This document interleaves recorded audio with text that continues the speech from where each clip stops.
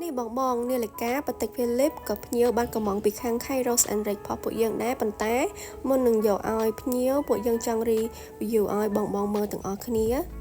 សម្រាប់នាឡិកានេះដែរគឺមកជាមួយ original box ហើយគ្រាន់តែមើលតែប្រអប់ផុកគេក៏ដឹងថាប្រណិតប៉ុណ្ណាដែរបងហើយមិនត្រឹមតែប៉ុណ្ណឹងទេគឺមកជាមួយ full box set តែម្ដងណាក្រឡេកមកមើល model ផលនាឡិកានេះវិញគឺ model Gondolo ដែលមាន reference 7041L មកជាមួយនឹងទំហំ30x 33.8 មីលីម៉ែត្រនិយាយទៅគឺស័ក្តិសមខ្លាំងមែនតើសម្រាប់បងនារីដែលគាត់ចូលចិត្ត style នាឡិកាបែប art deco ចំណែកឯតួនាឡិកានេះវិញគឺធ្វើឡើងពី rose gold 18K ហើយតុបតែងទៅដោយពេជ្រនៅផ្ទៃជុំវិញរបស់នាឡិកាមើលទៅមានភាពស្រស់ស្អាតនិងថ្លៃថ្នូរខ្លាំងមែនតើណាបង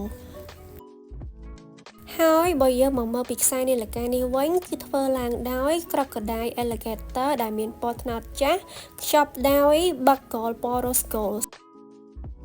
ចំណែកឯនាឡិកានេះផងដែរក៏មាន power reserve រហូតដល់44ម៉ោងនិង water resistant រហូតដល់30ម៉ែត្រ